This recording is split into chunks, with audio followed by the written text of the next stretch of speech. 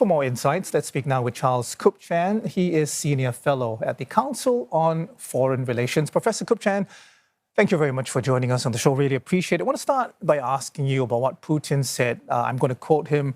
Everyone at Kazan shares similar aspirations and values and a vision of a new democratic world order. Now that, if I read between the lines, would suggest a new world order led by China and its ally, Russia, perhaps by India as well. I mean, is that something that's realistic at all, you think, Professor?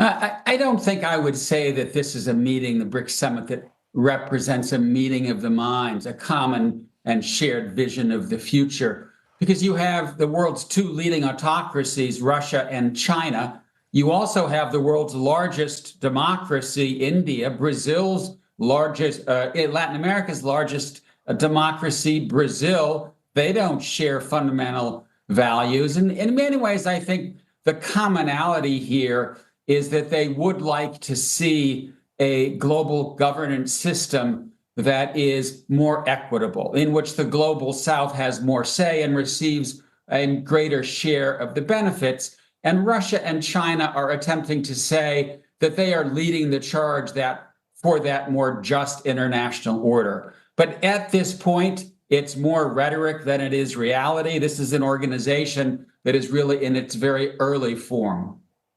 So, Professor, would you say that Jim O'Neill is right when he says, and I'm quoting here again from Reuters, BRICS right now is for the fairies, hasn't done very much, other than complain every year about a lack of representation.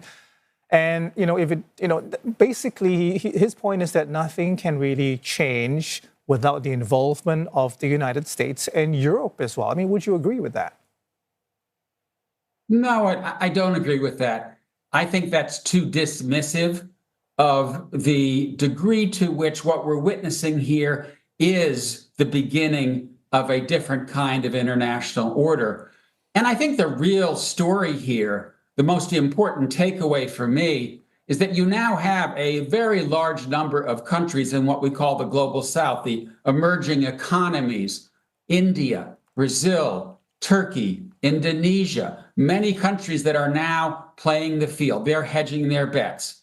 One day they're siding with the United States and democratic allies. The next day they're siding with Russia and China. In some ways, the key player here is Prime Minister Modi of India.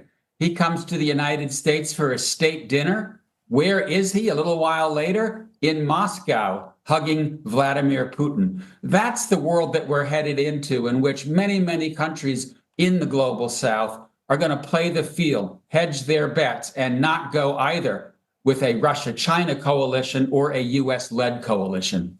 So what sort of benefits do they anticipate from joining the bloc? I mean, the stakes are high. And what are some of the potential risks?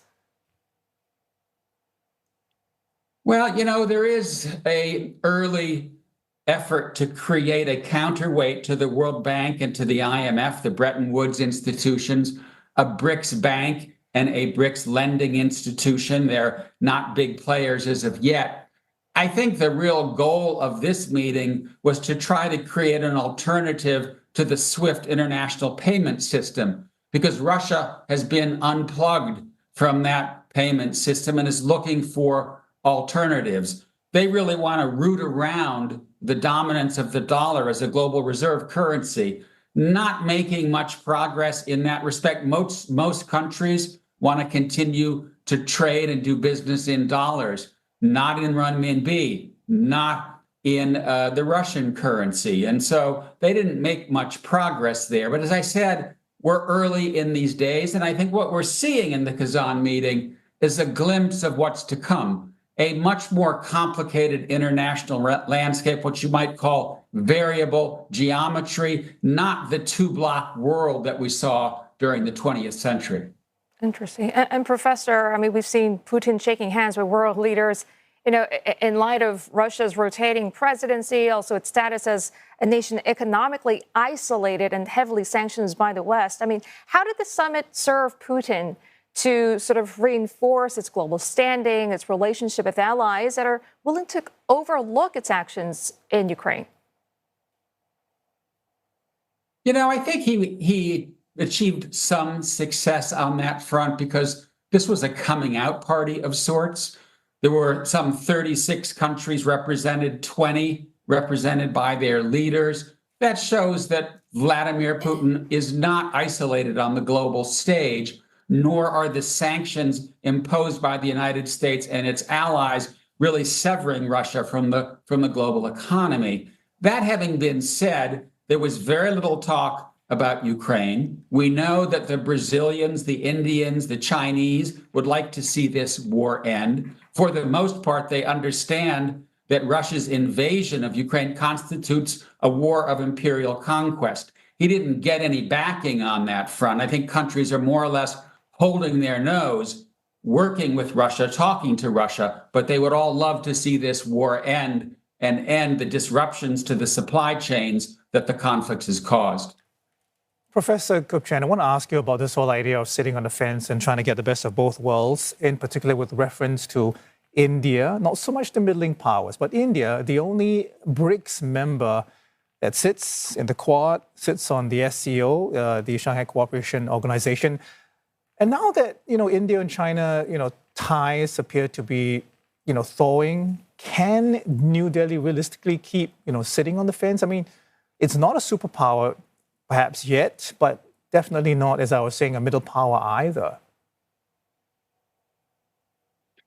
Well, I think you accurately described what the Indians call multi-alignment, right? It's not a non-alignment. Non-alignment was passive. It was, we're not going to play in this game of great power politics.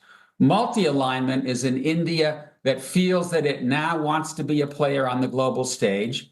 And as you put it, one day they're in a BRICS meeting, another day they're in a meeting of the Shanghai Cooperation Organization. Yet at the same time, they have said yes to the Quad, a grouping led by the United States to hedge against the rise of China. So they're really playing both sides here.